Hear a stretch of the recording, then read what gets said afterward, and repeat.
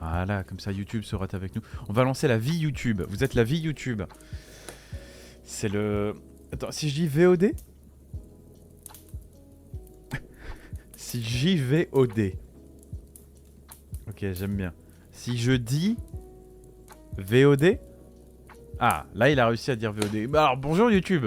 Je m'amuse avec les sous-titres, mais quand même.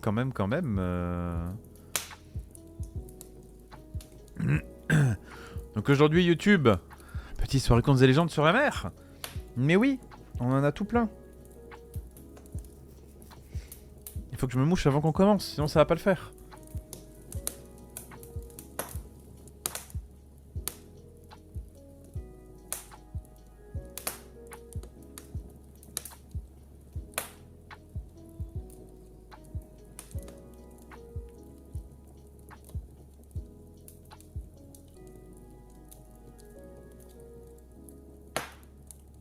Alors,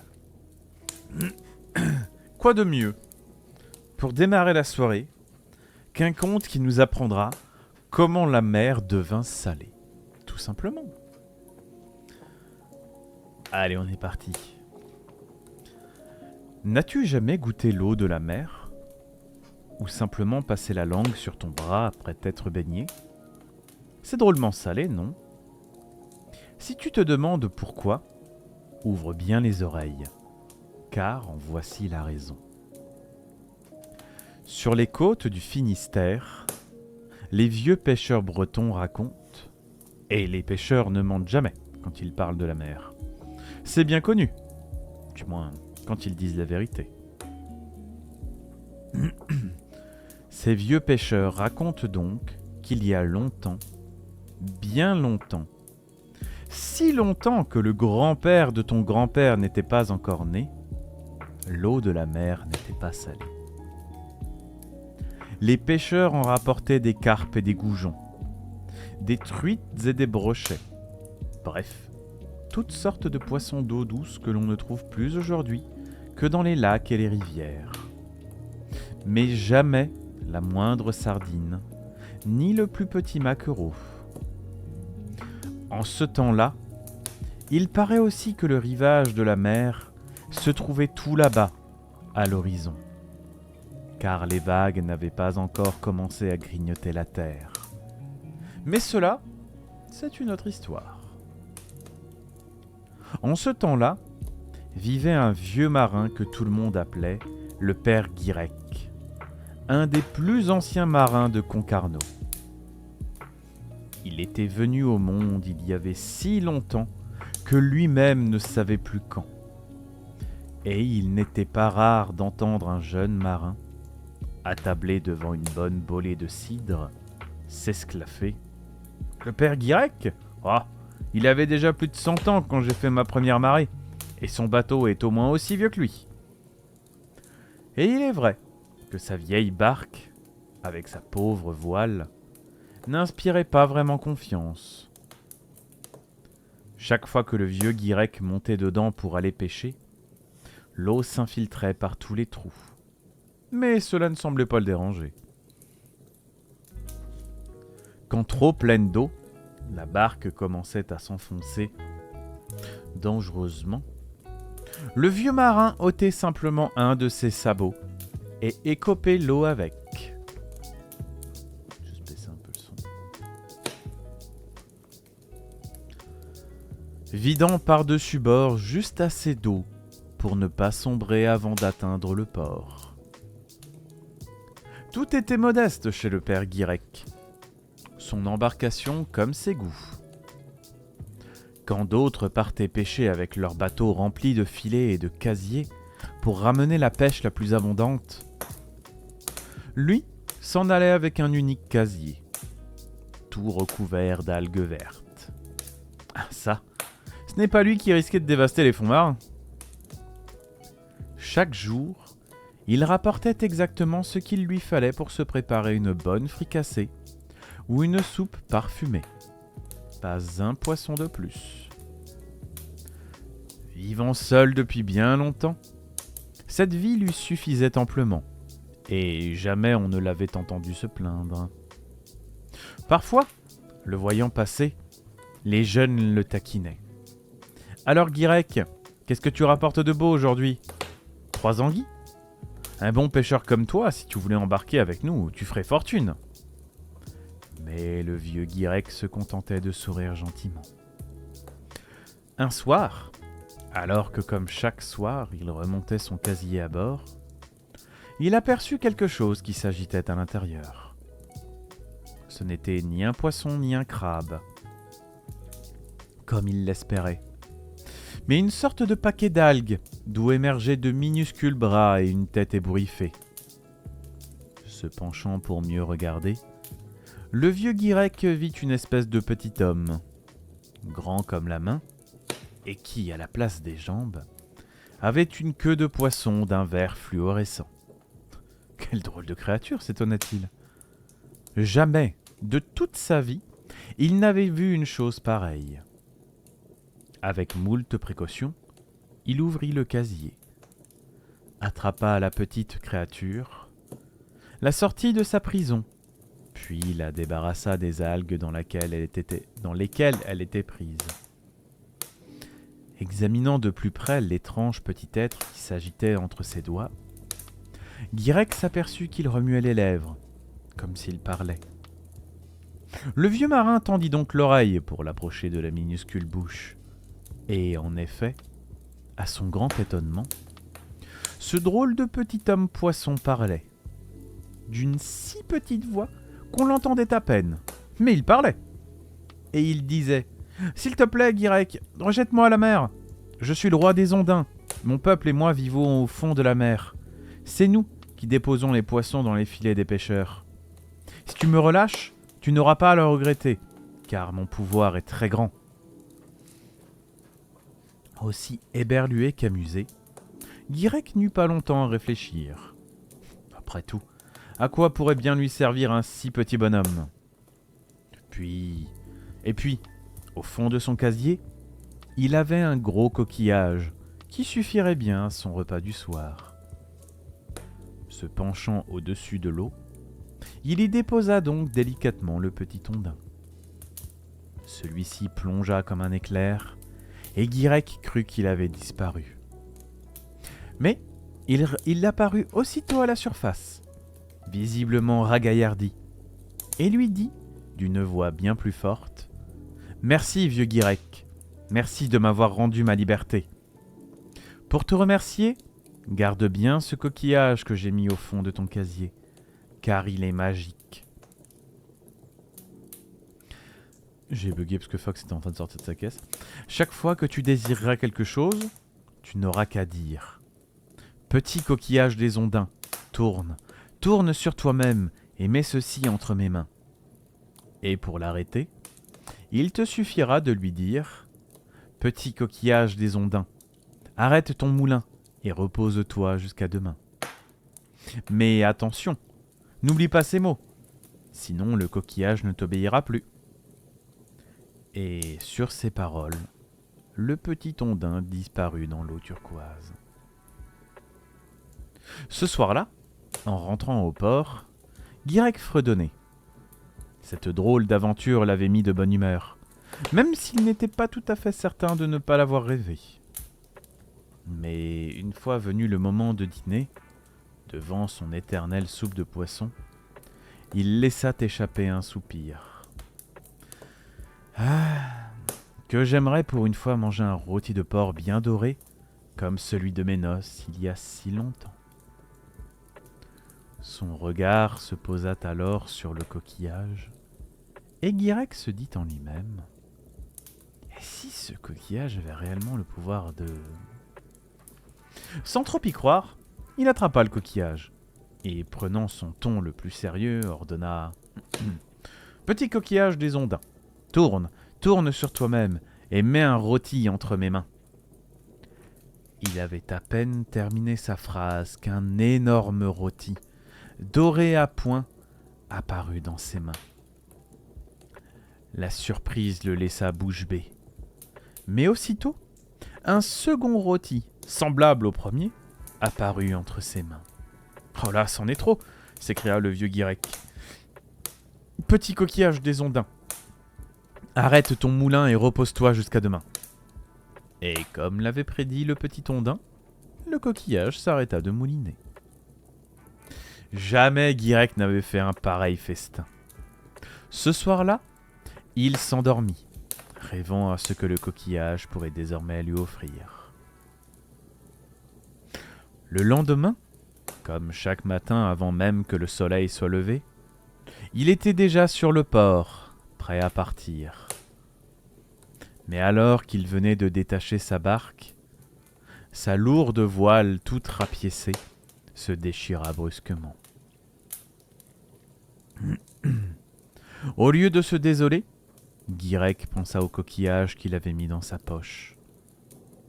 Il le sortit donc et ordonna. « Petit coquillage des Ondins, tourne, tourne sur toi-même et mets une voile entre mes mains. » Et hop, une magnifique misaine rouge se déroula au pied du mât. Le vieux marin se dépêcha de prononcer la seconde formule pour arrêter le coquillage, et ravi, quitta le quai. Le voyant passer avec sa fine voile rouge, les autres marins n'en crurent pas leurs yeux. D'aussi loin qu'ils connaissaient Guirec, jamais ils ne l'avaient vu avec quelque chose de neuf. Alors, quand le lendemain, ils le virent de nouveau sortir de sa modeste chaumière, habillé d'une vareuse flambant neuve, et avec à ses pieds des sabots sentant bon le bois fraîchement coupé, ils commencèrent sérieusement à se poser des questions. Où le vieux Guirec pouvait-il bien avoir trouvé de quoi s'acheter tout ça ? Et, comme cela arrive souvent quand la curiosité est piquée, ils voulurent en avoir le cœur net. Erwan, le voisin de Guirec, était bien placé pour percer ce mystère. Se retrouva chargé de cette mission. Le soir même, tandis que le village dormait depuis longtemps déjà, et que seule la lampe de Guirec brillait derrière les petits carreaux de sa maison, Erwan se glissa dans l'ombre et se hissa pour l'observer derrière la fenêtre éclairée. Et là, il vit le vieux marin assis devant sa cheminée, un coquillage posé sur les genoux.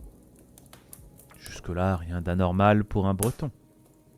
Jusqu'à ce qu'il entende Guirec prononcer très nettement « Petit coquillage des Ondins, tourne, tourne sur toi-même et mets une bûche entre mes mains. » Aussitôt, une grosse branche de chêne, sortie d'où ne sait-on, réussi à le dire, se retrouva sur les genoux du marin. Le sang d'Erwan ne fit qu'un tour. S'il parvenait à mettre la main sur ce coquillage magique, sa fortune était assurée.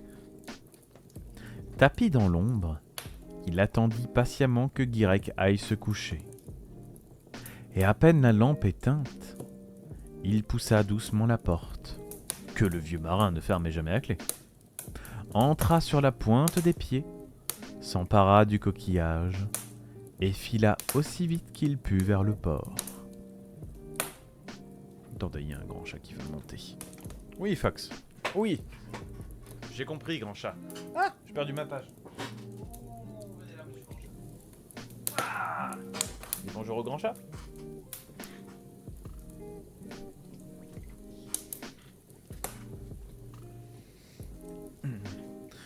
Le boulanger du port allumait son four. Les boulangers commencent toujours leur journée la nuit, c'est bien connu. Lorsqu'il le vit passer. « Tiens, déjà levé, Erwan ? Où vas-tu de si bonne heure ?» salua-t-il poliment. Mais le voleur, visiblement gêné, pressa le pas en bafouillant. « J'embarque sur un grand navire à l'Orient, j'ai de la route. » Sautant dans la première barque venue, Erwan se mit à ramer aussi vite qu'il put. Le vent, cette nuit-là, était de repos. Peut-être parce qu'il n'aime pas aider les voleurs. Et tout en ramant, il rêvait. Une fois au large, à l'abri des regards, il demanderait au coquillage de changer sa barque en une majestueuse goélette. puis de faire apparaître un équipage pour qu'il n'ait plus rien à faire. Et hop, direction les Amériques. Là-bas, plus rien ne l'arrêterait. Il vivrait dans un somptueux palais, aurait un carrosse d'or. Non, plusieurs carrosses, tiens. Et puis des palais. Pourquoi un seul?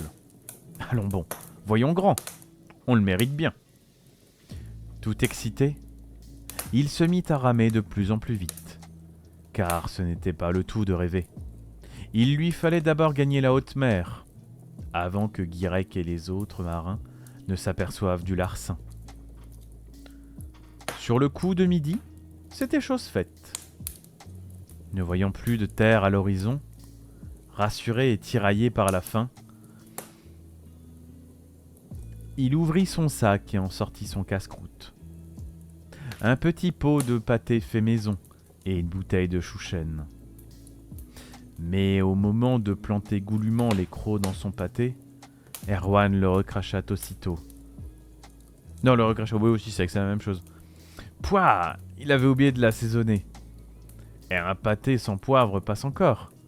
Mais sans sel, quelle tristesse. Soudain, se souvenant du coquillage, il s'écria. « Mon petit coquillage va m'arranger tout ça !» Que disait le vieux déjà? Ah oui, ça me revient.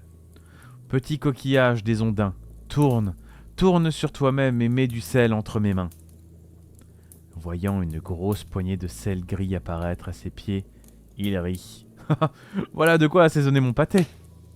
Mais pendant qu'il parlait, une autre poignée s'était ajoutée à la première, puis une troisième. « Merci, merci, c'est trop, j'en avais bien assez d'une poignée. »« Arrête-toi !» Sourd à ces paroles, le coquillage continua. Voyant le sel s'amonceler au fond de la barque, Erwan commença à prendre peur.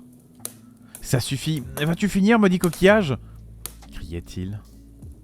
La barque était maintenant pleine à ras-bord d'une épaisse couche de sel gris et peinait à se maintenir à flot.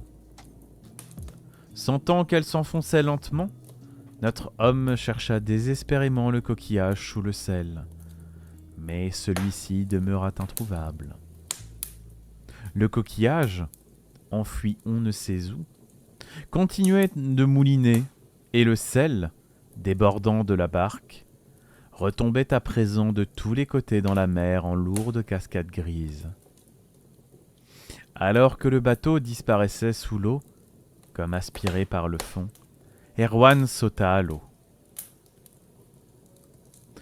Quelques semaines plus tard, un grand trois-mâts fit escale aux Amériques, avec à son bord un cuisinier nommé Erwan. Un drôle de cuisinier, à vrai dire, car il refusait toujours de mettre du sel dans le ragoût de l'équipage. On racontait qu'il avait été repêché en pleine mer, épuisé, bafouillant et comme halluciné.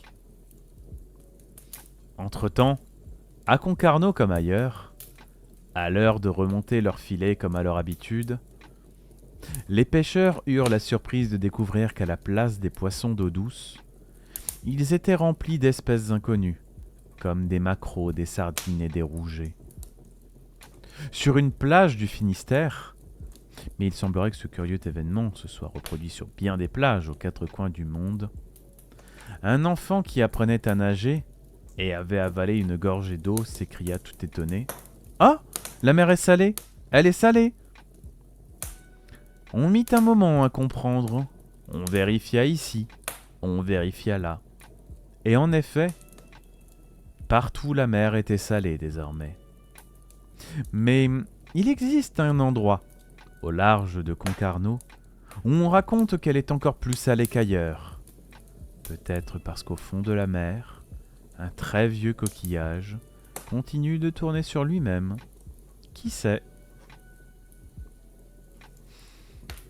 Ça va, c'était mignon.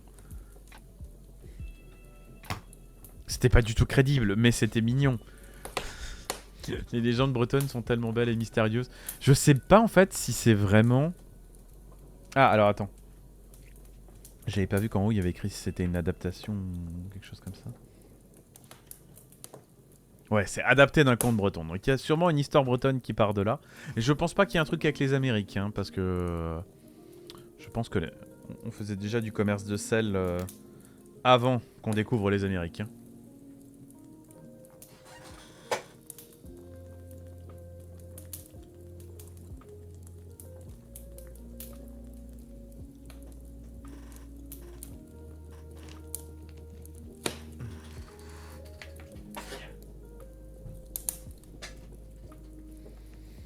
Quelque chose d'assez intéressant. Mais c'était...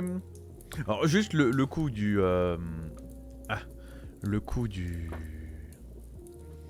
On va y arriver.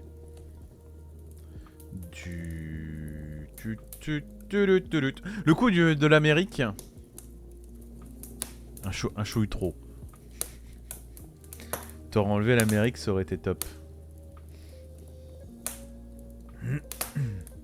Après, elles sont... Waouh.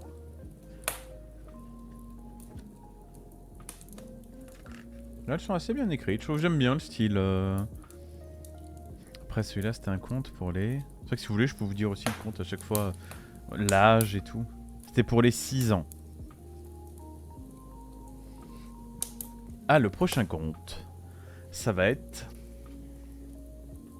La légende du Narval. Adaptation d'une légende inuite. Pour les enfants de 6 ans. Et une histoire du 17e. Ah oui, ok, ouais, donc l'Amérique s'explique. L'Amérique s'explique, mais la mer était déjà salée avant. Peut-être, peut-être. Je sais pas, c'est vrai que c'est pas noté... C'est pas noté... la période de laquelle a été créée cette légende. Donc là, on part sur la légende du Narval. C'est pour les enfants de 6 ans. J'espère que vous êtes nombreux à avoir 6 ans dans le chat.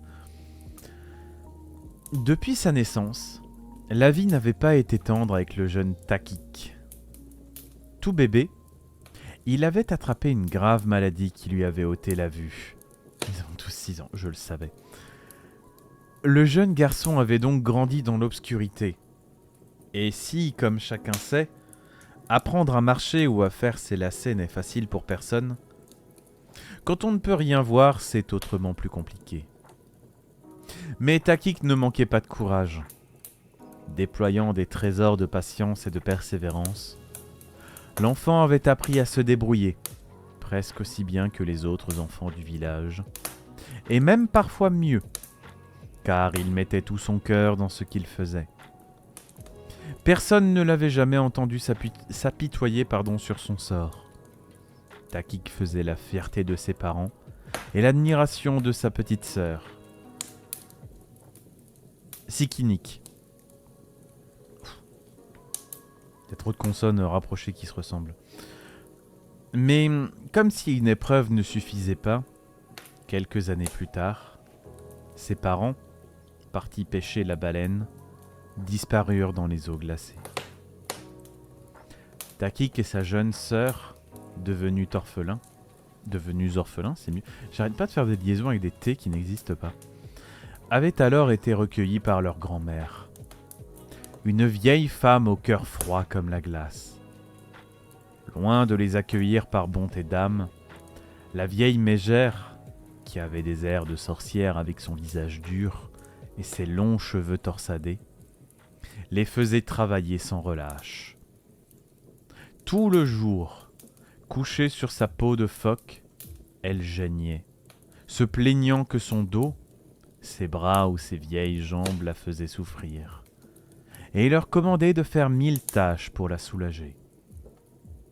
Du matin au soir, les enfants s'épuisaient. Takik taillait des blocs de glace pour consolider leur igloo, sculptait le bois pour faire des flèches, réparer les filets pour la pêche. Sikinik allait chercher de la graisse de phoque pour remplir la lampe à huile, préparer des peaux de caribou pour faire une nouvelle couverture, ou coudre un manteau chaud à la vieille grand-mère. Pourtant, tous les soirs, à peine avaient-ils terminé leur corvée, la vieille bique pestait, répétant à tout va que Takik n'était qu'un incapable, une bouche à nourrir inutile, ce qui révoltait Sikinik. La fillette avait bien essayé de protester quelquefois, mais la vieille l'avait rossée, et Takik lui avait fait promettre de ne plus prendre sa défense. Après les longs mois d'hiver arriva le printemps, et le soleil, dardant ses rayons tièdes, commença à faire fondre le toit de leur igloo, qui se mit à scintiller de 1000 perles d'eau. Une nuit, alors que Takik et Sikinik, épuisés, dormaient profondément, pelotonnaient l'un contre l'autre dans un coin de l'igloo, et que la vieille ronflait sur son moelleux tapis de peau, le garçon fut réveillé par un terrible grognement. Takik le reconnut tout de suite. C'était celui d'un ours. D'un seul coup de patte, la puissante bête pouvait détruire leur igloo. Il fallait faire vite.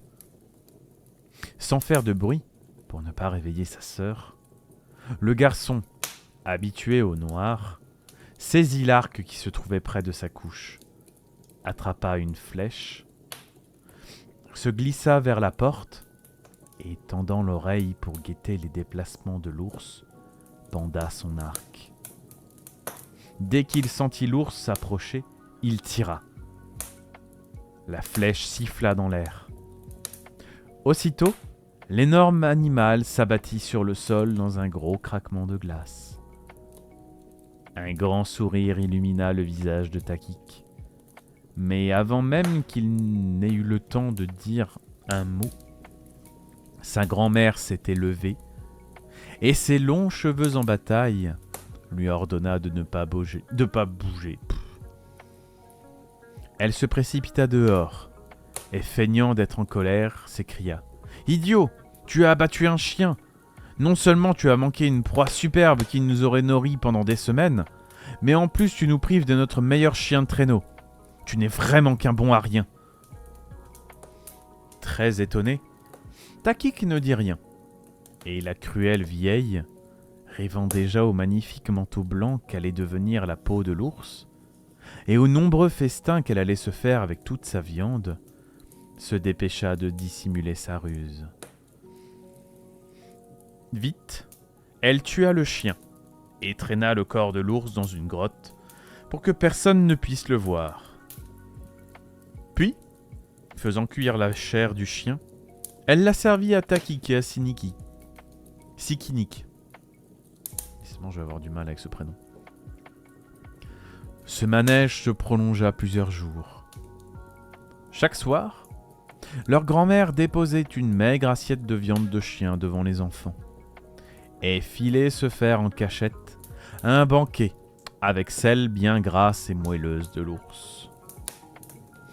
Un soir, se doutant de quelque chose, Takik demanda à Sikinik de suivre discrètement leur grand-mère.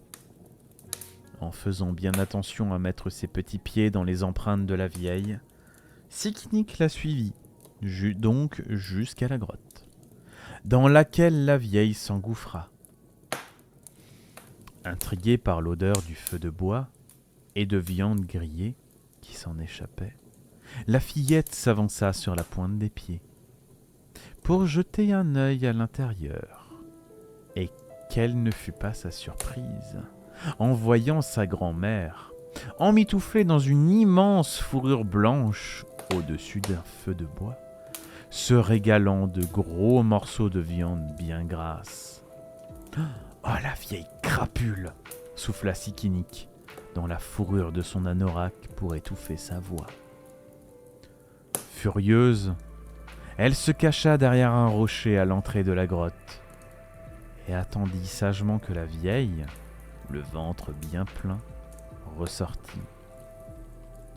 Puis elle s'enfonça dans la grotte et, piochant dans l'énorme réserve de viande que la vieille femme avait préparée, en glissa 2 morceaux sous son anorak et rentra raconter ce qu'elle avait vu à son frère. Alors que la vieille, fatiguée par son copieux repas, s'était endormie, la fillette ouvrit son anorak et tendit un morceau de viande à son frère. « Tiens, Takik, tu avais raison. C'est bien l'ours que tu as tué. Mange un peu, c'est tout ce que j'ai pu prendre. chuchota-t-elle, tout en engloutissant voracement l'autre morceau. Ce soir-là, pour la première fois depuis bien longtemps, ils se couchèrent sans avoir le ventre creux. Mais Takik, révolté par le mensonge et l'égoïsme de leur grand-mère, ne put s'endormir. Cette fois, c'en était trop. Ça ne pouvait plus durer. En moins de temps qu'il ne lui en fallait pour bander son arc, le garçon élabora un plan et se tourna vers Sikinik. « Petite sœur, demain matin, tu pourras me guider jusqu'aux falaises ?» murmura-t-il à son oreille. La fillette promit, et juste avant les premières lueurs de l'aube, alors que la vieille ronflait encore, ils se mirent en route. Quand ils arrivèrent à la falaise, le soleil commençait à se lever sur la mer, parsemé de blocs de glace immaculés. La vue du ciel, encore violet de la nuit, qui commençait à s'embraser d'oranges et de roses, était si belle que Sikinik, émerveillé et attristé que son frère ne puisse en profiter, essaya de lui dépeindre du mieux qu'elle le pouvait. Elle lui décrivit les falaises qui se reflétaient à la surface de l'eau, les blocs de banquise qui dérivaient doucement le long de la côte, les goélands qui se laissaient porter par le vent, ceux qui plongeaient à pic des sommets rocheux vers la mer. Takik l'écouta, bercé par le joyeux brouhaha de leurs cris auxquels les falaises semblaient répondre en écho. À l'écoute de toute cette vie autour de lui, il resta un instant à goûter les premiers rayons de soleil sur sa peau, puis déclara d'une voix tranquille. « Merci de m'avoir accompagné jusqu'ici, petite sœur. Tu peux me laisser maintenant. Rentre. » Avant que grand-mère ne se réveille. « Mais comment tu vas faire pour revenir ?» s'inquiéta Sikinik. « Je me débrouillerai, ne t'en fais pas, » rassura Takik. Sikinik prit donc le chemin du retour, laissant son frère seul, assis sur un rocher. Quand elle eut disparu derrière la colline, Takik, sentant la présence d'un goéland qui volait près de lui, appela l'oiseau. « Bonjour goéland. Quand j'étais petit, mes parents me racontaient souvent que tu as des pouvoirs et que tu peux redonner la vue. Est-ce vrai ?»« Tes parents ne t'ont pas menti, » répondit le goéland d'une voix rauque. « Mais il faut beaucoup de courage pour cela. » Sans l'ombre d'une hésitation, Takik sauta sur ses pieds. « Je suis prêt. » Le goéland attrapa Takik entre ses pattes et, plongeant vers l'eau glacée, le lâcha dans la mer. Glacé jusqu'aux os, Takik ressortit immédiatement la tête de l'eau. Le froid lui brûlait les tempes. Il ouvrit les yeux et découvrit que quelques taches de couleur se mêlaient à l'obscurité, comme si un soupçon de lumière parvenait à percer le noir. Alors, l'oiseau se posant sur sa tête, le repoussa dans l'eau. Cette fois, Takik réussit à rester un peu plus longtemps. Quand il ressortit la tête de l'eau, engourdi par le froid au point de ne presque plus pouvoir bouger, il ouvrit les yeux et découvrit qu'il commençait à distinguer des formes autour de lui. Une troisième fois, l'oiseau le plongea dans l'eau. Tellement longtemps, cette fois, que Takik crut bien qu'il allait se noyer. Lorsque le goéland lâcha enfin prise, le garçon, à bout de souffle, remonta aussitôt et avala une grande goulée d'air. Il rouvrit les yeux, leva la tête et poussa un cri de surprise. Au sommet des falaises, il pouvait voir de microscopiques, c'est mieux dit comme ça, oisillons qui prenaient leur envol. Il distinguait jusqu'à leur plumage qui brillait sous le soleil. Émerveillé, il se pencha vers l'eau. Depuis les reflets de ciel bleu qui scintillaient à la surface, jusqu'aux fines écailles argentées du plus petit poisson. Takik pouvait voir le moindre détail, si petit soit-il. Son cœur battait à tout rompre. Il voyait, enfin. Le goéland le reprit dans ses pattes et, s'élevant dans les airs, alla le redéposer en haut de la falaise. Ébloui par la beauté du paysage qu'il découvrait enfin, Takik resta muet un instant, puis remercia chaleureusement le goéland et prit le chemin du retour. Lui qui avait toujours marché prudemment, à tâtons pour ne pas tomber, sautait à présent de rocher en rocher, trop heureux. Lorsque la silhouette de l'igloo commença à se dessiner à l'horizon, l'enfant reprit sa marche hésitante, faisant bien attention pour que la vieille ne découvre pas son secret. Et la vie reprit son cours, du moins en apparence. Pendant de longues semaines, Takik et sa sœur continuèrent de travailler sous les cris de leur méchante grand-mère. S'armant de patience, le jeune garçon attendait une occasion de mettre la suite de son plan à exécution. Un matin, sa grand-mère, tout excitée, les réveilla d'un coup de pied, plus brutalement encore qu'à l'accoutumée. « Dépêchez-vous, feignants !»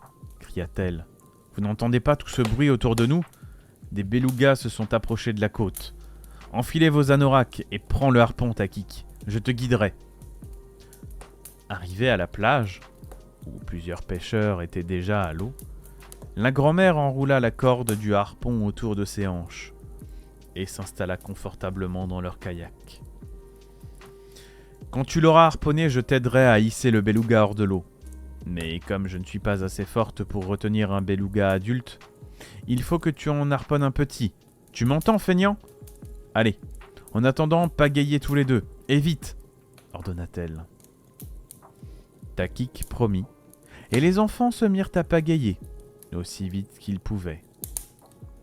Tandis que leur grand-mère scrutait tranquillement l'horizon derrière eux, ils pagayèrent un bon moment, slalomant entre les blocs de glace, et leurs petites épaules commençaient à les faire souffrir, quand enfin, la vieille poussa un cri. « Là-bas, un petit beluga ! Vite, bon à rien ! Laisse-moi guider ton bras. Voilà, tire maintenant !» Mais au lieu d'obéir, Takik, qui avait entrouvert discrètement les paupières, dévia légèrement la pointe de son harpon et visa un énorme mâle juste derrière le petit. La pointe se ficha dans la chair de l'animal, qui, surpris par la douleur, se mit à nager à toute allure vers le large. La corde, entraînée avec lui, se resserra d'un coup sec autour de la taille de la grand-mère. Et en l'espace d'une seconde, la vieille se retrouva à l'eau. Affolée, elle se tourna vers les enfants, les appelant à l'aide. Mais Takik, plantant avec assurance son regard dans celui de la vieille, haussa les épaules. « Tu as voulu garder la viande de l'ours pour toi toute seule, grand-mère. Eh bien, garde aussi celle-là. » Voyant que le beluga blessé fuyait vers le large et l'entraînait avec lui, la vieille comprit que sa méchanceté l'avait perdu et poussa un hurlement horrifié. Mais alors que les enfants regardaient leur grand-mère s'éloigner, ils la virent se métamorphoser. Progressivement, son corps sec, s'allongea et s'arrondit, imitant la forme du beluga, et ses longs cheveux torsadés se figèrent en une fine défense qui se dressait devant elle. C'est ainsi qu'est né le premier narval, lointain cousin des belugas, si ce n'est que sa peau est sombre et tachetée, à l'image de cette méchante grand-mère, et qu'au lieu d'avoir une tête douce et lisse, sur son front est plantée une très longue corne, pointue comme une épée. Peut-être une malédiction pour dissuader les autres animaux de s'en approcher et le condamner à la solitude, mais qui lui vaut tout de même le joli surnom de licorne des mers. Pauvre grand-mère, transformée en narval. Elle qui n'avait rien fait. C'est honteux. Elle voulait juste manger de la viande d'ours. Elle a été transformée.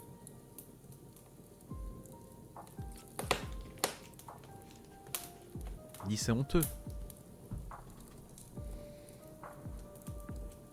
Elle avait strictement rien fait.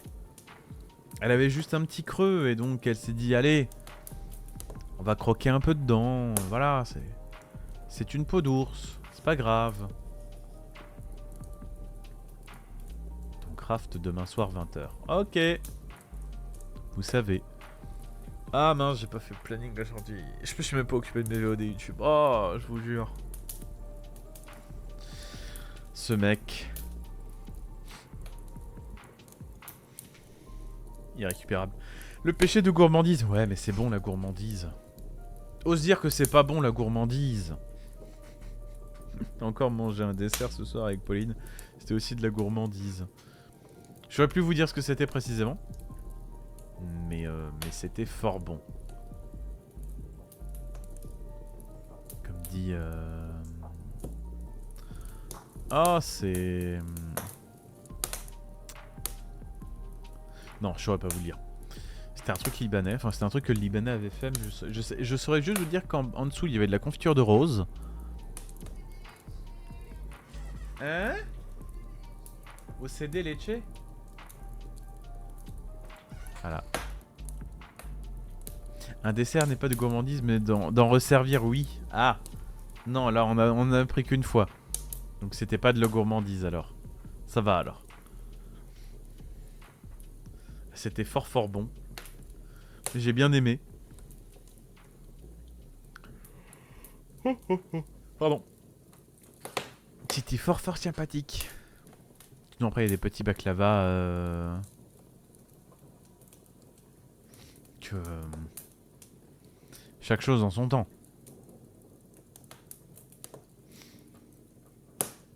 Mais un petit peu de gourmandise. Faudrait que je me pèse histoire de voir combien je fais. Ben là c'est pas le bon moment, je sors de table. Il aurait fallu que je me pèse après la piscine ce matin. Parce que là... c'est compliqué, il y a eu gourmandise. Et Ezekiel! Tu as bien mangé, Ezekiel? Il y a eu gourmandise, quoi qu'il arrive, donc... Et puis bon, le péché de gourmandise, tout ça, hein.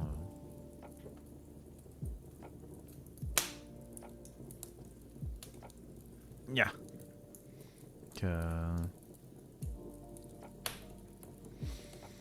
Toi aussi, tu as succombé à... Ah! Tu as succombé à la gourmandise, Ezekiel.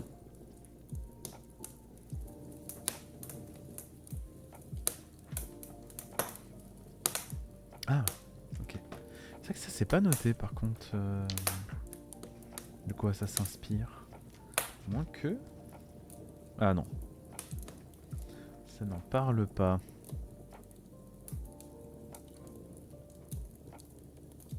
Ok. Il n'y a pas le...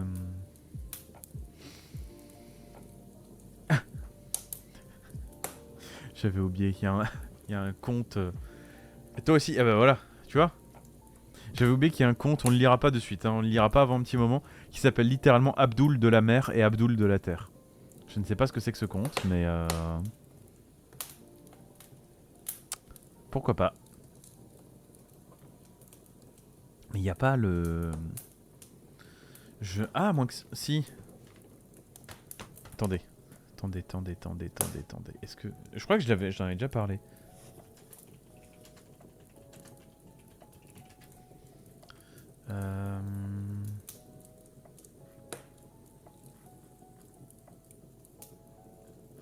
Ouais, si, c'est ça, le conte des trois frères.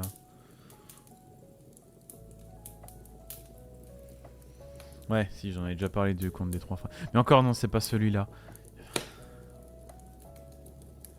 Je retrouve plus le conte. Il y a aussi un conte de la mer, comme ça, où le... Il y a un des frères qui peut avaler la mer. Ah, les trois frères, j'en ai déjà parlé, mais je confonds à chaque fois, je ne retrouve pas celui-là. Je suis sûr qu'il doit être derrière.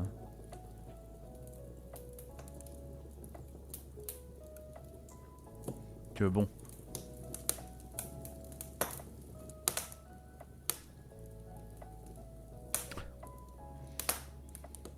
Je retrouverai pas. Faut que je fouille à nouveau. Bon. Tchoup.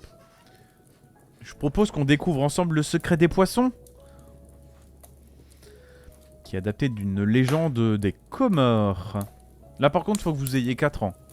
Donc... Ah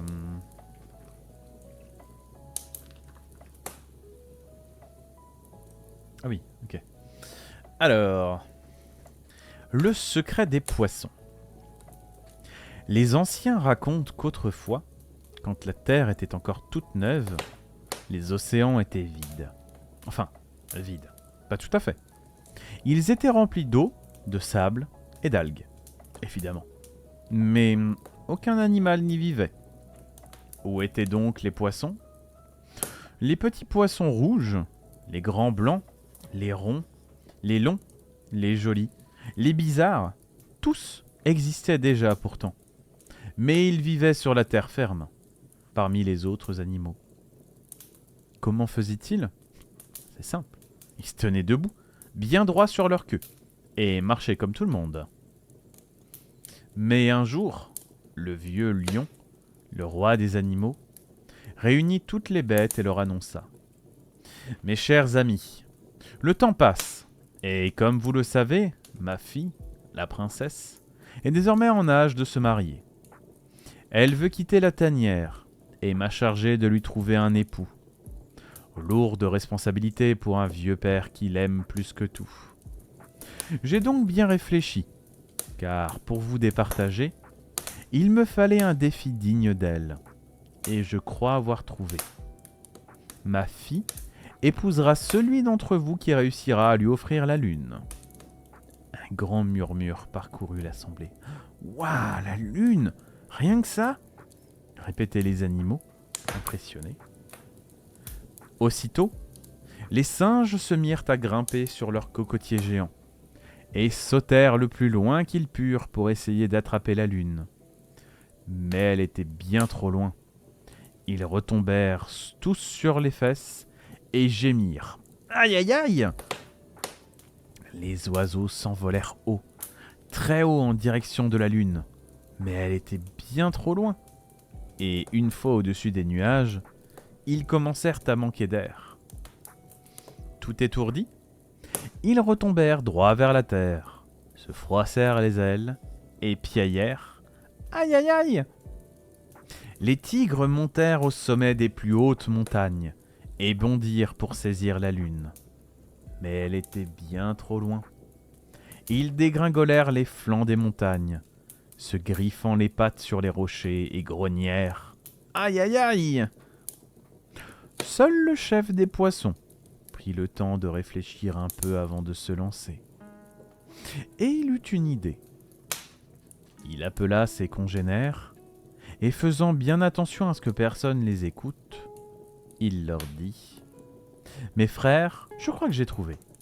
En réalité, la lune ne se trouve pas au ciel. Suivez-moi. » Sitôt dit, sitôt fait. Tous les poissons suivirent leur chef en rang d'oignons. Les voyant passer, les singes, qui étaient en train de se masser les fesses en gémissant, demandèrent: « Où allez-vous comme ça, amis poissons ?» Malins, les poissons répondirent en chœur: « Oh, nulle part. » Et ils poursuivirent leur chemin. Mais le lièvre, qui était curieux, décida de les suivre discrètement, bien caché dans les fourrés.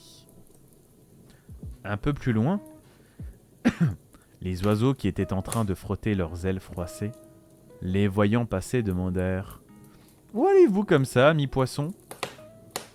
Malins, les poissons répondirent en chœur: « Oh, nulle part, amis oiseaux. » Et ils poursuivirent leur chemin. Le lièvre, qui les suivait toujours, sourit dans son fourré, car il commençait à se dire qu'il cachait quelque chose. Un peu plus loin, les tigres, qui étaient en train de se lécher les pattes pour soigner leurs blessures, les voyant passer, demandèrent: « Où allez-vous comme ça, amis poissons ?» Malins, les poissons répondirent en chœur: « Oh, nulle part, amis tigres. » Et ils poursuivirent leur chemin. Le lièvre les suivant toujours, ils arrivèrent enfin au bord de la mer. Là, le chef des poissons se tourna vers ses congénères, et pointant les os de sa nageoire: « En vérité, mes frères, je vous le dis, La lune se cache au fond de la mer. Regardez. Intrigués, les poissons fixèrent la surface de l'eau et poussèrent un petit cri émerveillé. Leur chef disait vrai. Dans l'eau, la lune, ronde et blanche, brillait. Tous les poissons se jetèrent alors dans l'océan pour aller la pêcher. Le lièvre, qui avait tout vu et tout entendu, attendit un petit moment. Puis, voyant qu'aucun poisson ne ressortait avec la lune, s'approcha du bord de l'eau. Apercevant son reflet à la surface, il comprit aussitôt ce que les poissons avaient vu. Sans perdre une seconde, il fila à grands bonds chercher une calebasse, la plongea dans l'eau et, prenant bien soin de ne pas la renverser, se rendit à la tanière du lion et de la princesse et cria fièrement : « Majesté, princesse, j'ai rapporté ce que vous avez demandé. » Aussitôt, le souverain sortit, suivi de sa princesse, et tous les animaux, alertés par les cris, se rassemblèrent. Alors, le lièvre s'inclina devant le lion et la princesse en leur tendant sa calebasse. Et le vieux roi, voyant la lune se refléter dedans, sourit. Sa fille, la princesse aussi. Elle leva doucement sa patte velue et, la tendant au lièvre, annonça solennellement : « Lièvre, tu m'as offert la lune dans une calebasse et je t'en remercie. Sois donc mon époux. » Faut-il préciser que ni le vieux lion, ni sa fille n'ont jamais cru que l'on puisse décrocher la lune ? Loin d'être idiot, il cherchait tout simplement l'animal le plus futé, afin qu'il soit de bons conseils, et qu'avec lui, la princesse ne s'ennuie jamais. Un défi que l'astucieux lièvre releva d'ailleurs haut la patte. Et qui furent les seuls à manquer les noces du lièvre et de sa princesse, et à ne pas se régaler du joyeux festin donné en leur honneur ? Les poissons, pardi, car ils étaient au fond de la mer, à chercher la lune. Et il semblerait qu'ils la cherchent toujours.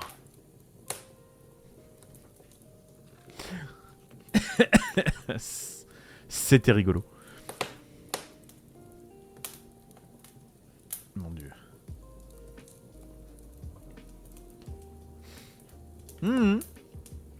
On est d'accord, on est d'accord.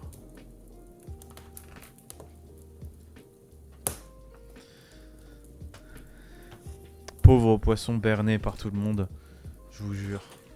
On peut même plus être tranquillement un petit poisson. C'est honteux, c'est honteux.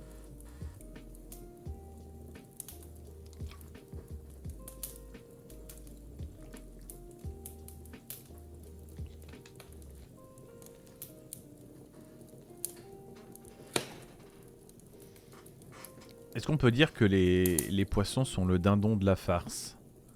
Est-ce que dans ce cas-là, les dindons sont des poissons et les poissons sont des dindons ? Parce que si c'est le cas, ça veut peut-être dire qu'en fait, à Noël, il faudrait que tout ce qu'on mange du poisson et pas du dindon. Que... Peut-être.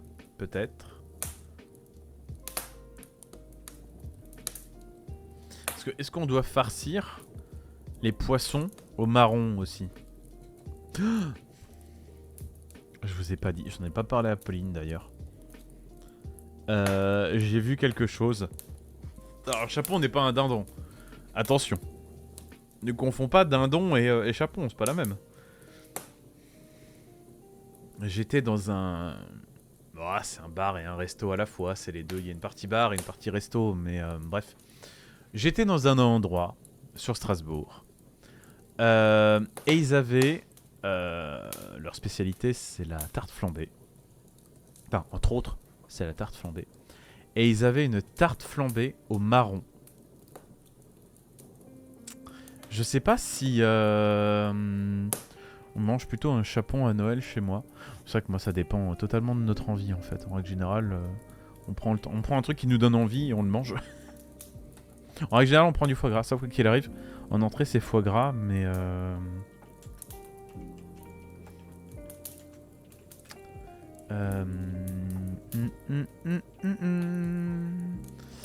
Alors... Est-ce que je peux voir la carte? Notre carte. Est-ce qu'elle est à jour? Ça va. Ça a l'air plus ou moins à jour. Oui. Est-ce qu'elle y est? Oui, elle y est. Ils ont une tarte flambée à... Ah, attention, attends, il y a Manon qui vient d'apparaître. Il y a Manon la mouette le tyran, mais la meilleure de tous les temps qui vient d'apparaître. Donc la tarte flambée attendra. Coucou OMG, je sais que tu vas me dire, mais what? Attention, je commence demain en tant qu'assistante juridique au greffe du tribunal de commerce. Félicitations Manon. Truc de dingue, j'ai commencé la formation d'assistante juridique pour 9 mois. Joli. Pour 9 mois, examen en juin, pardon. Bien joué Manon. Bien wesh, bien wesh. Future assistante juridique, c'est bon, elle est lancée. Plus rien ne peut l'arrêter. Bah ouais, nos félicitations Manon. Portable qui vient de vibrer au même moment, c'est beau.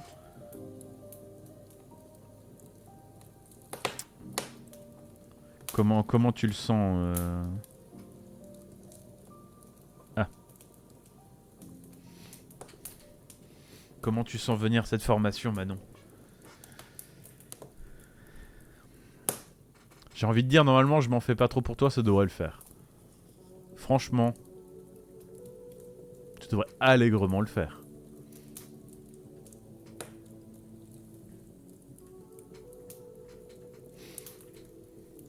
Ah, bah je reviens sur cette petite tarte flambée. Je me suis dit, c'est pas possible. Ils font une marron caramel. Marron, caramel, crème fraîche, fromage blanc, sucre.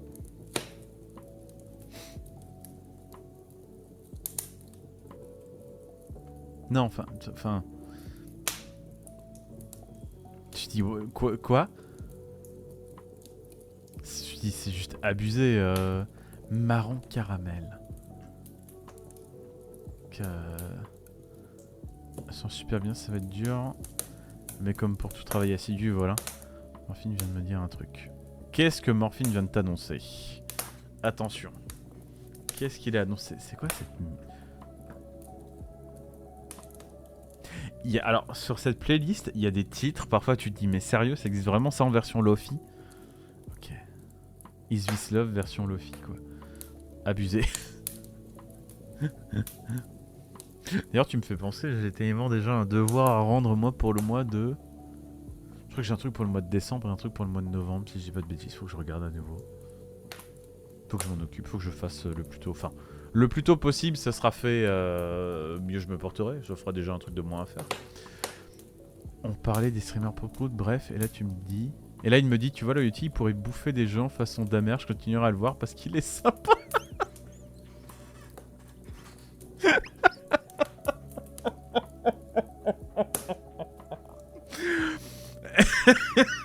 Ok, Morphine, sache que je dégusterai ton foie avec... avec des fèves au beurre. Sache-le, parce que c'est très bon les fèves au beurre. Voilà, je me ferai un plaisir. Je m'attendais à tout sauf à ça, tu vois. Ah, je m'attendais vraiment pas à ça. Merci Morphine, tu viens de faire ma soirée là. D'accord. Tu vois, ce gars-là, il a tué 15 personnes, mais franchement, il a l'air sympa, alors je continue à le regarder. Ok, allez. Faisons comme ça. J'aimerais pas être dans ton frigo. Y a pas la place actuellement, Jean-Benoît. Tu ne peux pas. Tu peux pas squatter dans mon frigo. Faut que t'attendes quelques jours, qu'il y ait plus de place encore au frais. Jury sort des dingueries comme ça. Ah bah ouais, mais je comprends. Ok. Y a pas la place, il y a trop de gens. C'est au congèle. Au congèle, j'ai trop de gens. Au frigo, j'ai d'autres choses. J'ai trop de fromage au frigo, c'est pour ça que j'ai pas la place.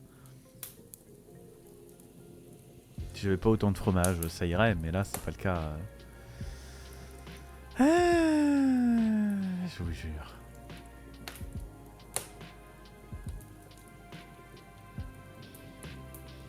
Ok.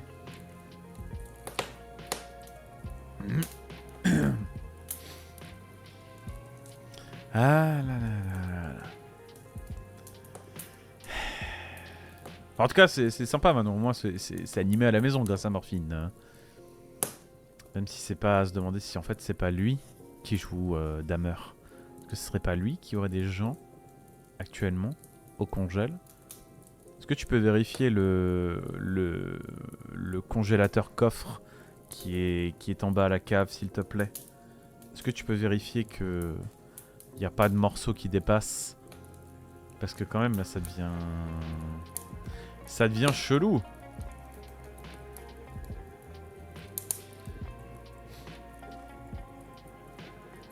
Nya.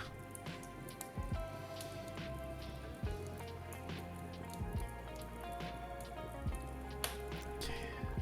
Je suis en train de me balader sur le truc, c'est très bizarre.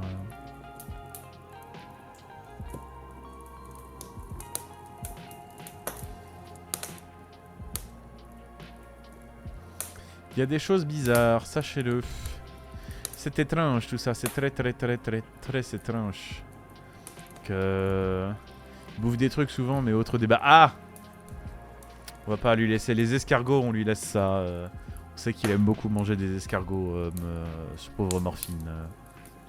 Et pas que pour le beurre. Et un petit coucou ici, alors à quand Game of Thrones en soirée Contes et légendes? Est-ce que ça existe un bouquin Contes et légendes de Game of Thrones?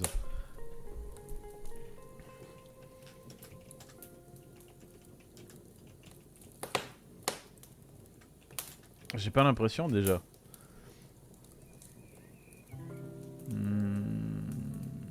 Histoire et tradition est une série de courts-métrages. Non mais c'est pas ce que je veux.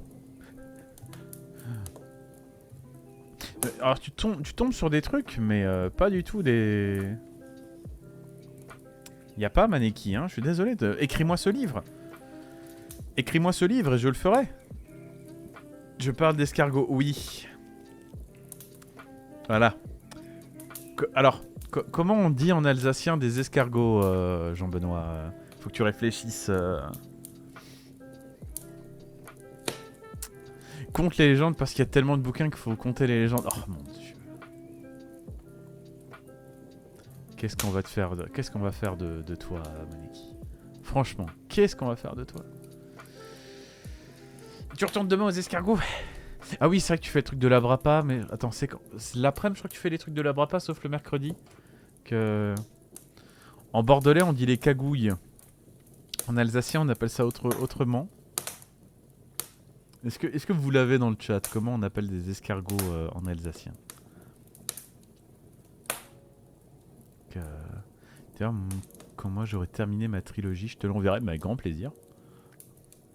Vous devriez être habitué à mes conneries depuis le temps. Mais non, mais en fait, vu qu'en été t'es pas là, eh ben on se déshabitue de tes conneries. Ça se dit à l'allemande? Oui, ça se dit à peu près comme à l'allemande. Donc, un mois que j'y suis. Oui, c'est vrai que tu m'as dit. Oui, bah t'avais commencé à peu près en même temps que les vendanges, c'est vrai, tu me l'avais dit. C'est vrai. C'est vrai que tu m'avais dit que quand les vendanges démarraient, c'est vrai que c'est là que t'avais recommencé. Alors, est-ce que vous l'avez dans le chat? À peu près comme... Enfin... Si, je crois que ça doit être le même mot qu'à l'allemande, en fait. Merde, j'ai très mal écrit. Oui, ça se prononce effectivement comme en allemand. Si. Voilà, c'est bon, vous l'avez. Vous comprenez pourquoi ça doit être un peu baveux, tout ça, machin. Pourquoi Morphine en mange. C'est bon, vous l'avez. La subtilité est morte, mais oui, en alsacien, on dit aussi un schneck. D'ailleurs, j'ai dit à mon père, j'en ai parlé la dernière fois à mon père, j'ai dit putain, faudrait vraiment qu'on s'en refasse. C'est la dernière fois au marché où on a dit aussi, il faudrait qu'on s'en refasse. Escargot avec tarte à l'oignon. Parce que mon frère n'en mange pas et Pauline en mange un tout petit peu, mais vraiment. Elle était de 6 et puis après elle passe à autre chose. Alors que...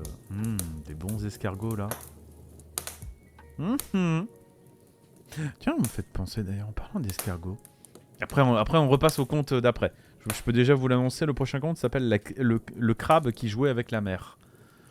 Mer MER. Hein, pas M-E-R-E, s'il vous plaît. Hein. Je dis ça, c'est surtout pour Manon. Est-ce que cette personne-là continue de faire des choses? Vous n'êtes pas loin de chez moi, je sais qu'il y en a une qui fait des trucs à base d'escargots. Mais je ne sais pas.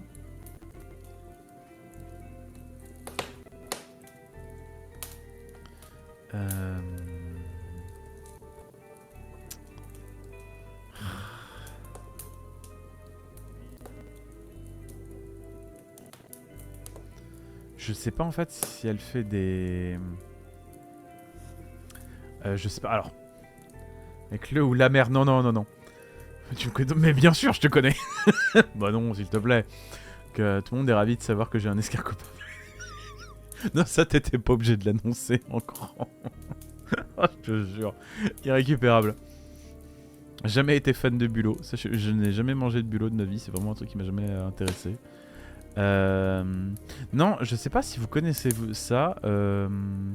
L'escargotine. C'était un truc que faisait... Ouais, non, j'ai pas l'impression qu'elle en est. C'est... mes grands-parents ramenaient ça de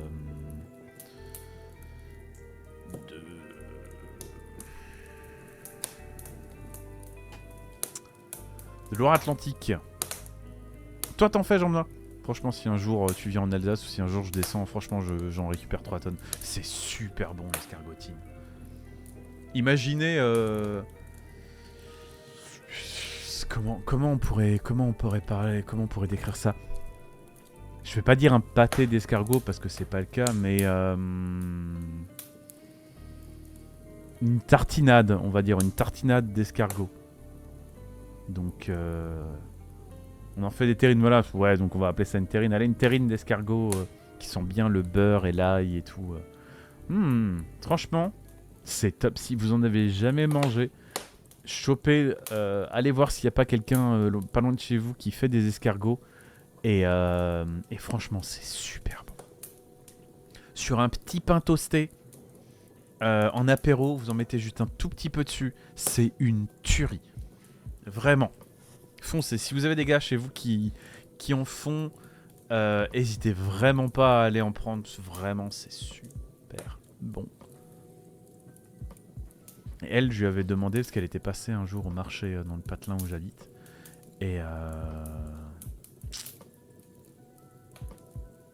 elle n'en faisait pas. À l'époque, elle n'en faisait pas en tout cas.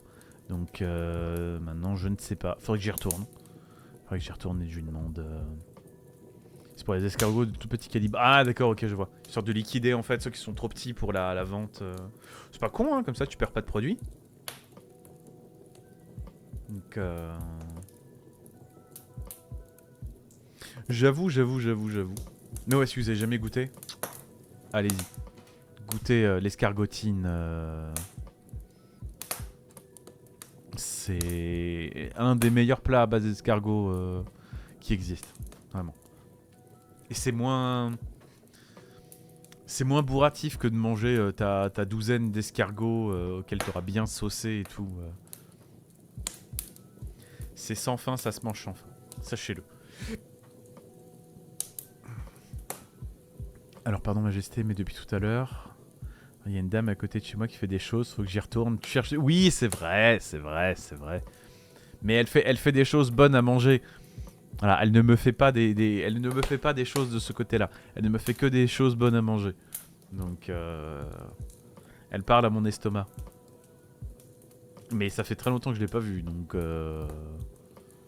Parce que d'habitude, comme dit, elle venait au marché en période de fête. Et l'année dernière, à Noël, dans mes souvenirs, elle n'était pas là. Donc... C'est bien de parler boulot. Écoute, on peut parler boulot, mais si je commence à vous parler QSE, vous allez être mal barré. Ah tiens d'ailleurs. Si. Je viens de penser, c'est ce jeudi que j'ai un rendez-vous avec un commercial. Bon à manger pour un mec, même s'il était d'Amer, serait sympa. Ça, c'est ton mec qui l'a dit, c'est pas le mien. Moi, c'est pas mon mec qui a dit ça.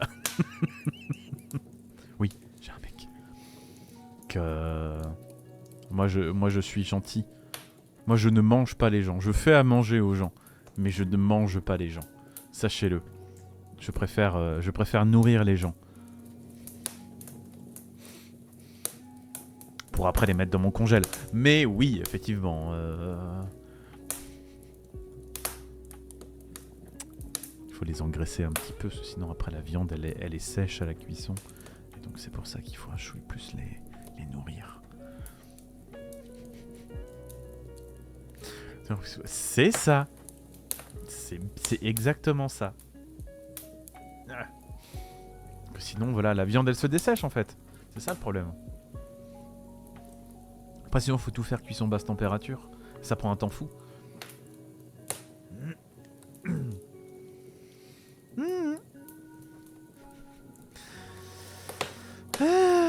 Je vous jure. Allez. Trêve de bavardage, on va passer au prochain conte, hein. Parce que sinon, on va digresser. Et à terme, voilà, on n'aura pas avancé. Alors que je voulais encore vous en lire un, quoi, au moins ce soir. Sommes-nous tous des psychopathes en puissance? Bah non. Non, ça se saurait. C'est largement défendable, effectivement, devant un juge. Donc, mais on ne le fera pas ce soir.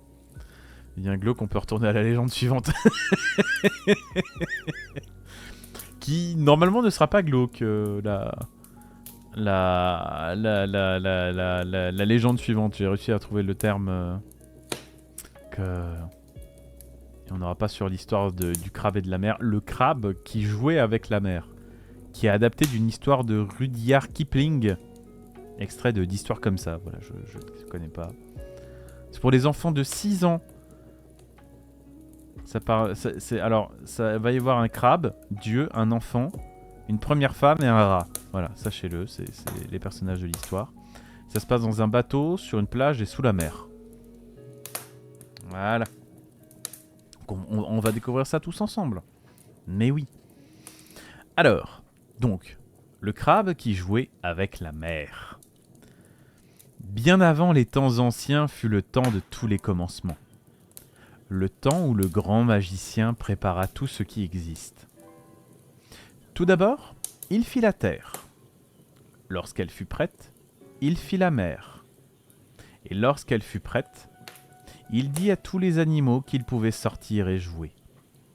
Et les animaux répondirent « Ô grand magicien, mais à quoi jouerons-nous » Alors, le grand magicien descendit de son trône. Il prit éléphant, le premier des éléphants, et lui dit « Joue à être un éléphant. » Et éléphant, le premier des éléphants, joua. Il prit castor, le premier des castors, et dit « Joue à être un castor. » Et castor, le premier des castors, joua. Il prit vache, la première des vaches, et dit « Joue à être une vache. » Et vache, la première des vaches, joua.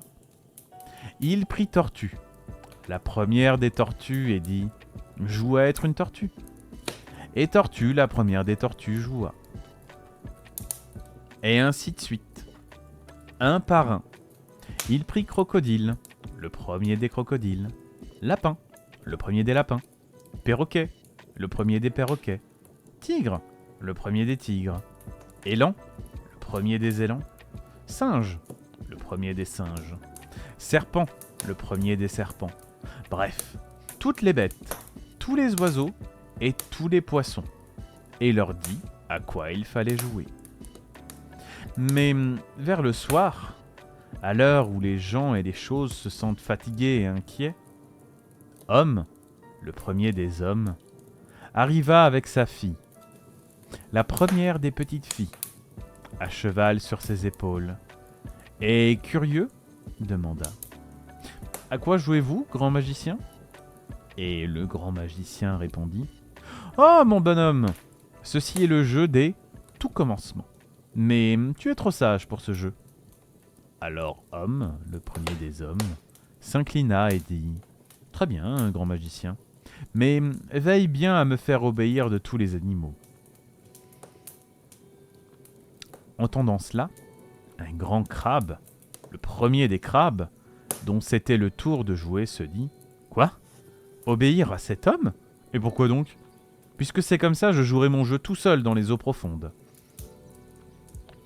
Et sans que personne ne le voie, sauf la première des petites filles, qui était perchée sur les épaules de son père, Crabe s'en alla en marchant de côté vers la mer et sous les vagues. Quand tous les animaux eurent enfin reçu l'ordre de jouer leur jeu, le grand magicien se promena par le monde pour voir comment les animaux jouaient.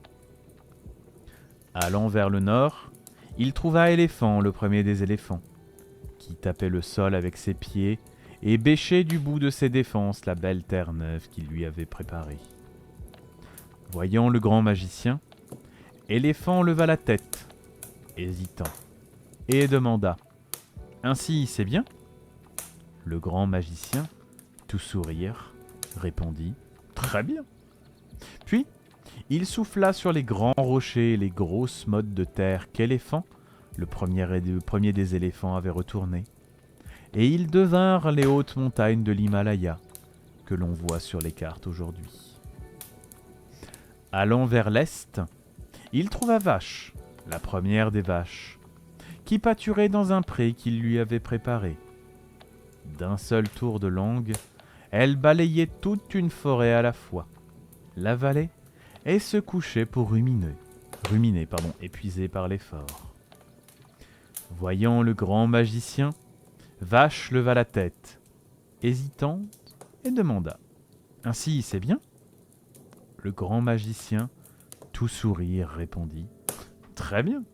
Puis, il souffla sur la terre nue où elle avait mangé, sur la place où elle s'était couchée, et l'une devint le grand désert indien, et l'autre le désert du Sahara, région que l'on voit sur les cartes d'aujourd'hui. Allant vers l'ouest, il trouva Castor, le premier des castors, qui bâtissait une digue sur l'embouchure de la large rivière qu'il lui avait préparée. Voyant le grand magicien, Castor leva la tête, hésitant, et demanda « Ainsi, c'est bien ?» Le grand magicien, tout sourire, répondit « Très bien !» Puis, il souffla sur les arbres tombés et l'eau tranquille, et ils devinrent les bayous de Louisiane, que l'on voit sur les cartes aujourd'hui. Alors, allant au sud, il trouva Tortue, la première des tortues, qui grattait de ses nageoires le sable qu'il lui avait préparé, et projetait sable et cailloux dans les airs, très loin vers la mer. Voyant le grand magicien, Tortue leva la tête, hésitante, et demanda « Ainsi, c'est bien ?» Le grand magicien, tout sourire, répondit « Très bien !» Puis, il souffla sur le sable et les cailloux, là où ils étaient tombés dans la mer, et ils devinrent les belles îles de Bornéo, des célèbres de Sumatra et de Java, et le reste des îles indonésiennes que l'on voit sur les cartes aujourd'hui. Enfin, sur les rives du fleuve Gange, le grand magicien rencontra Homme et lui demanda « Eh bien, mon bonhomme, tous les animaux t'obéissent-ils ?»« Oui, répondit Homme. Et toute la terre t'obéit-elle ? Oui, répondit Homme. Et toute la mer t'obéit-elle ?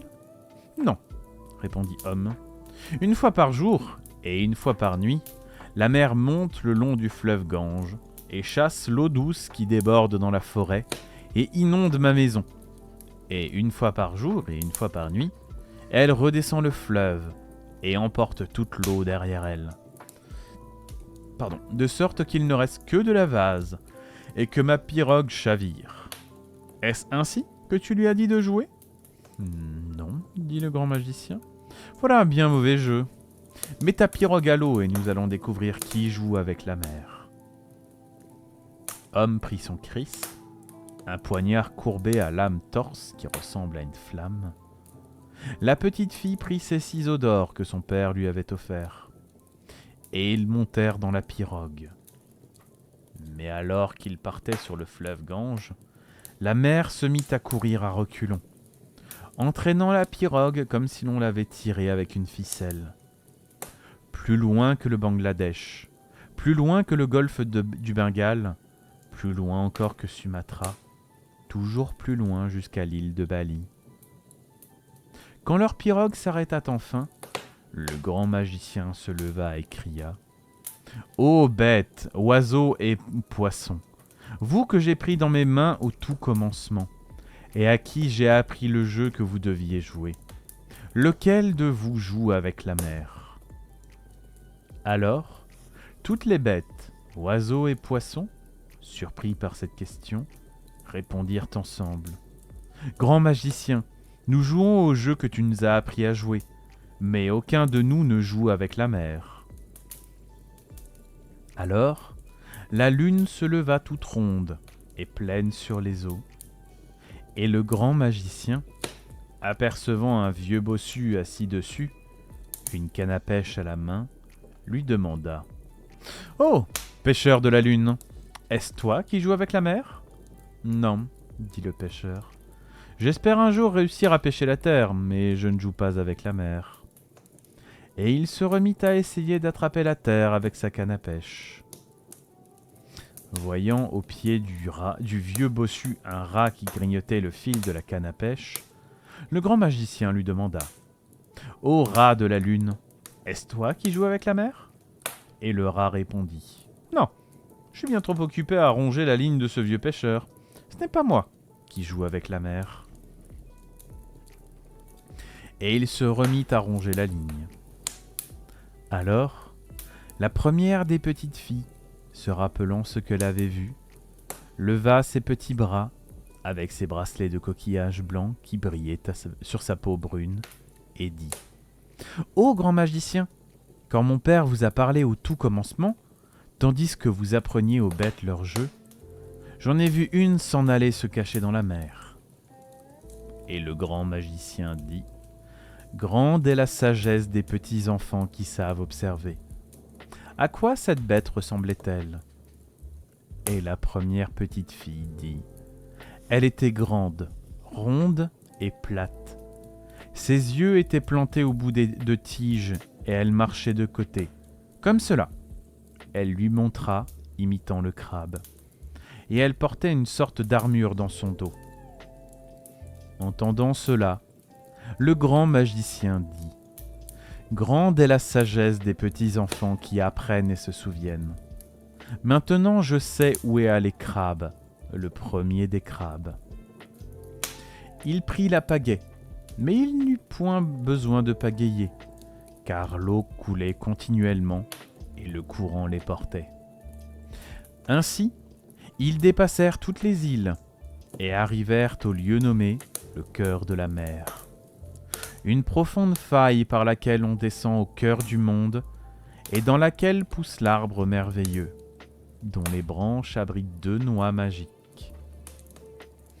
Alors, le grand magicien plongea son bras dans l'eau profonde et chaude, et fouillant sous les racines de l'arbre merveilleux, il sentit le large dos de Crabe, le premier des crabes. Aussitôt, Crabe s'enfonça dans le sable, et la mer monta, comme l'eau monte dans une cuvette quand on y plonge la main. « Que fais-tu, Crabe, le premier des crabes ?» demanda le grand magicien. Et le crabe, du profond des eaux, répondit « Pas grand-chose. Une fois par jour et une fois par nuit, je sors chercher ma nourriture. Et une fois par jour et une fois par nuit, je retourne dans mon trou. C'est tout. Maintenant, laissez-moi tranquille. » Alors le grand magicien dit « Écoute, crabe, premier des crabes, quand tu sors de ta cachette, les eaux de la mer se retirent de la terre et se déversent dans le cœur de la mer. Et quand tu retournes dans ton trou, les eaux débordent du cœur de la mer et viennent inonder la maison d'homme. » Le grand crabe, du profond des grandes eaux, éclata de rire et dit « Je ne me connaissais pas un tel pouvoir. Puisqu'il en est ainsi, désormais je sortirai 7 fois par jour, et l'eau ne se reposera jamais. » Le grand magicien soupira. « Comme tu t'es échappé au tout commencement, il est vrai que je ne peux t'obliger à jouer au jeu auquel tu étais destiné. Mais Crabe, premier des crabes, Monte un peu à la surface que nous discutions. Crabe sortit donc du sable et grimpa sur l'arbre merveilleux pour rejoindre la surface. Il n'y avait personne au monde de si grand que Crabe, car, comme l'avait dit le grand magicien, il n'était pas un crabe ordinaire, mais le premier, en quelque sorte, le roi des crabes. Pour vous donner une idée, sa large carapace dépassait en hauteur la fumée de 3 volcans, si bien qu'en montant à travers les branches de l'arbre merveilleux, il arracha sans faire attention une des noix magiques. Et la première des petites filles, la voyant remonter dans l'eau le long de la pirogue, la repêcha et se mit à en creuser la coquille molle de la pointe des ciseaux d'or pour en goûter la chair. Puis, une fois que le crabe eut atteint la surface sous le clair de lune, le grand magicien lui dit « Maintenant, fais-nous un tour de magie, Crabe, pour nous montrer l'étendue de ton pouvoir. » Crabe, le premier des crabes, roula les yeux et remua les pattes. Mais à part agiter un peu la mer, il ne put faire grand-chose, car tout premier crabe qu'il était, il n'en restait pas moins crabe. Et le grand magicien sourit. « Eh bien, où sont donc passés tes grands pouvoirs, Crabe ?» demanda-t-il. « Il semblerait que tu ne sois pas si puissant. À moi d'essayer quelque chose pour voir. » Et repliant le petit doigt de sa main gauche, le grand magicien fit d'un seul coup éclater la gigantesque carapace bleue, verte et noire du crabe. Et le roi des crabes se retrouva tout nu et tout mou. Mou, comme les petits crabes que l'on trouve parfois en se promenant sur la plage.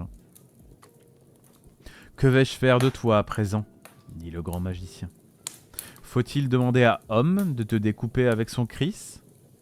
Faut-il envoyer chercher Éléphant, le premier des éléphants, et lui demander de te transpercer avec ses défenses ?» Le pauvre crabe, tout tremblant, bredouilla. « Pitié, grand magicien, j'ai froid et j'ai honte. Rends-moi ma solide carapace. Laisse-moi retourner dans ma cachette, et je te promets que je n'en sortirai plus. » Mais le grand magicien répondit. « Ah non, je ne te rendrai pas ta carapace, car tu oublierais bien vite ta promesse pour recommencer à jouer avec la mer. » Alors, le premier des crabes, désespéré, se lamenta. « Mais que vais-je faire alors ? Je suis si grand que je ne puis me cacher nulle part ailleurs que dans mon trou. Mais si j'y rentre mou comme je suis, je ne pourrai plus en sortir et j'y mourrai.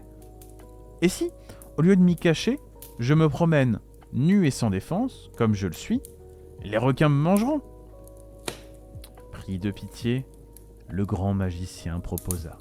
« Écoute, Crabe, je ne peux te forcer à jouer le jeu auquel tu devrais jouer, mais je peux faire de chaque pierre, de chaque trou et de chaque algue une cachette où toi et tes fils pourrez vous terrer à l'abri des dangers dès que vous en aurez besoin. » Le crabe réfléchit un instant et répondit. « Voilà qui m'a l'air bien. Mais au tout commencement, si Homme n'avait pas attiré ton attention avec ses exigences, je ne me serais pas impatienté et sauvé, et rien de tout cela ne serait jamais arrivé. Ne devrait-il pas faire quelque chose pour réparer sa faute, lui aussi ? » Alors, Homme proposa. « Si tu veux, je ferai en sorte que l'eau profonde et la terre sèche deviennent tous deux ton domaine, à toi et à tes fils. Ainsi, tu pourras te cacher à la fois sur la terre et dans la mer. » Le crabe réfléchit un instant et répondit. « Voilà qui m'a l'air bien. Mais si la première des petites filles qui m'a vu m'enfuir au tout commencement ne te l'avait pas caché, grand magicien, tu aurais pu me rappeler et rien de tout cela ne serait jamais arrivé. Ne devrait-elle pas faire quelque chose pour réparer sa faute, elle aussi ?» Alors, la première des petites filles avala une grosse bouchée de sa noix et proposa. « Si tu veux, je te donnerai ma paire de ciseaux d'or, qui sont très pointus et très solides, pour que toi et tes fils vous puissiez manger des noix de coco, aussi bonnes que cette noix que je mange, ou creuser un trou rien qu'à vous pour vous abriter. » crabe réfléchit un instant et répondit. Voilà qui m'a l'air bien. Mais tout mou comme je suis, aucun de ces dons ne me servirait à rien. Rends-moi ma carapace, grand magicien, et alors je jouerai à ton jeu. Et le grand magicien dit. Je te la rendrai, crabe, mais seulement pendant 11 mois de l'année. Le 12e mois de chaque année, tu la perdras et redeviendras mou, afin que vous vous souveniez, toi et tes fils, que je sais faire des sortilèges et que tu demeures modeste. Le crabe réfléchit un instant et répondit. Voilà qui m'a l'air bien. Puisqu'il en est ainsi, j'accepte de me contenter du jeu de crabe qui m'était destiné. Alors, le grand magicien ouvrit sa main droite, tous les 5 doigts de sa main droite cette fois, et d'un coup, le crabe retrouva sa carapace et se mit à rétrécir, jusqu'à ce qu'il ne soit plus qu'un petit crabe vert nageant le long de la pirogue et qui criait d'une toute petite voix « À toi maintenant, homme !» Homme, le premier des hommes, le cueillit dans sa main et le déposa au fond de la pirogue. Et Crabe, émerveillé, se mit à danser sur le bois de toutes ses pattes. « Me voilà aussi à l'aise hors de l'eau que dans la mer !» S'approchant de la petite fille, il demanda « À toi, petite fille, donne-moi tes ciseaux. » La première des petites filles l'attrapa dans la paume de sa petite main brune et lui donna ses ciseaux, qui se transformèrent aussitôt en belles pinces. Alors, Crabe, le premier des crabes, les brandissant fièrement, se mit à les ouvrir et les fermer, les faisant claquer, et s'exclama, ravi. « Je peux manger des noix, je peux casser des coques, je peux creuser des trous. Je ne me savais pas si puissant. » Et se tournant vers le grand magicien, hésitant, il demanda « Ainsi, c'est bien ?» Le grand magicien rit et répondit « C'est parfait. » Puis le petit crabe se laissa tomber du bord de la pirogue dans l'eau. Il était si petit à présent qu'il aurait pu se cacher à l'ombre d'une feuille morte. Alors, se rasseyant dans la pirogue, le grand magicien satisfait s'exclama « À présent, tout est vraiment parfait. » Mais derrière lui, Homme, le premier des hommes, se lamenta. « Oui, mais maintenant, pour rentrer, il faut pagayer jusqu'au fleuve Gange, et c'est très long. Si on avait attendu que Crabe rentre une dernière fois dans le cœur de la mer avant de le rétrécir, cela nous aurait évité cet effort. » Entendant cela, le grand magicien leva les yeux au ciel en soupirant. « Tu es bien paresseux, et dire que tes fils seront comme toi. » Puis, levant son doigt vers la lune, il dit « Ô pêcheur, voici un homme qui est trop paresseux pour pagayer jusqu'à chez lui. Peux-tu ramener sa pirogue avec ta canne à pêche ?» Bonjour Picsou. Ah. Mais Homme, un peu vexé, bougonna. « Je préférerais que la mer travaille pour moi 2 fois le jour, à jamais. Ainsi, je n'aurai plus besoin de ramer. » Le grand magicien, amusé par son audace, rit et dit « Très bien. » Alors, le rat de la lune cessa de ronger le fil de la canne à pêche, et le pêcheur la laissa filer jusqu'à toucher la mer. Puis, tira au bout de sa ligne toute la mer profonde, et la mer remonta. S'éloignant de l'île de Bali, dépassant Sumatra, le golfe du Bengale et le Bangladesh, et rejoignit le Gange, entraînant la pirogue avec elle jusqu'à ce qu'ils rejoignirent la maison d'Homme, le premier des hommes. Le pêcheur de la lune se pencha alors vers le grand magicien et demanda « Ainsi, c'est bien ?»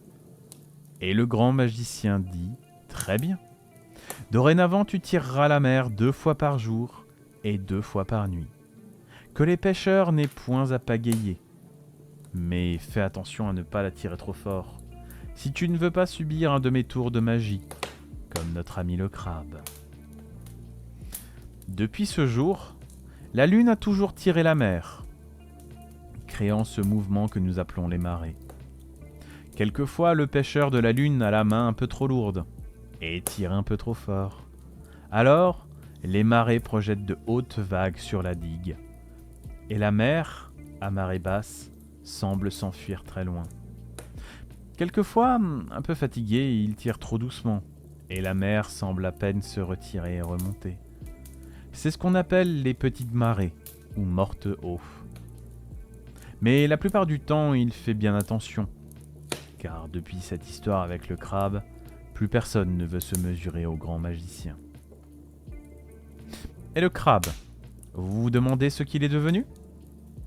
Vous pouvez le voir, ainsi que tous ses enfants et petits-enfants sur la plage, creusant de petits trous sous chaque pierre et dans chaque mare d'eau pour disparaître dedans. Et un peu partout dans le monde, que ce soit sur la terre ferme ou en mer, vous pouvez les trouver, grimpant dans les palmiers et mangeant les noix de coco, comme la première des petites filles l'avait promis. Mais une fois par an, tous se dépouillent de leur armure solide et se cachent, honteux de se retrouver nus et mous. Alors, ayez pitié d'eux, et quand vous en croisez un terré dans sa cachette, ne l'attrapez pas pour le ramener à la maison dans votre seau. Ils détestent ça et seraient tentés d'utiliser leurs petits ciseaux pointus pour se défendre. Voilà, maintenant vous avez compris pourquoi il y a des marais. Des marées. Marais. Marais. Non, marais. Parce qu'un marais, c'est AIS. J'avais un petit chat avec moi, mais elle a disparu.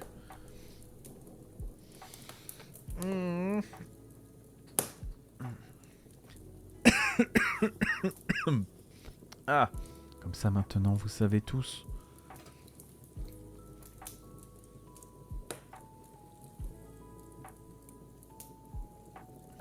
On a quand même lu quelques-uns ce soir. On va déjà s'arrêter là pour ce soir. J'aurais lu même pas une 50aine de pages. Mais celui-là va être très long, je pense. C'était un conte assez long.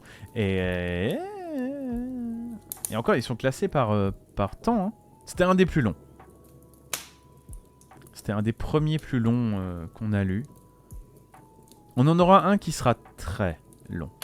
On aura La Petite Sirène, notamment, qui va durer 44 minutes, soi-disant, selon les estimations du livre. Si on enlève La Petite Sirène, les contes vont de 5 à 20 minutes. Donc, on aura Polochon. Tu sais quoi? Attends, on va regarder. Ça, c'est Pinocchio. Il y aura Pinocchio aussi.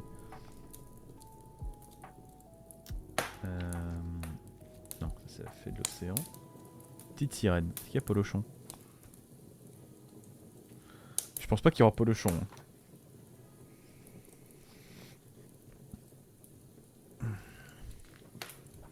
Je ne pense pas qu'il y aura Polochon.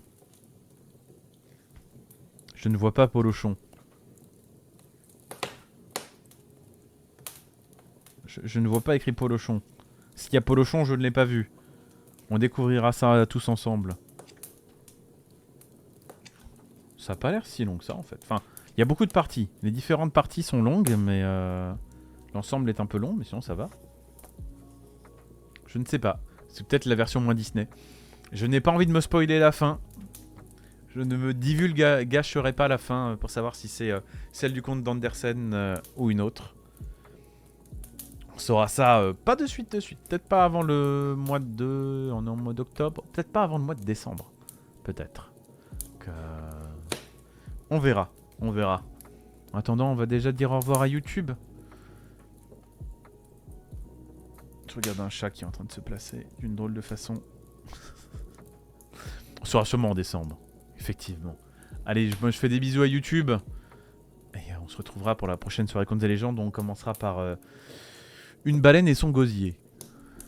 Voilà. Et pas par un petit chat. Attendez, il y a un grand chat qui arrive. Donc on va arrêter la VOD YouTube ici. Au revoir YouTube.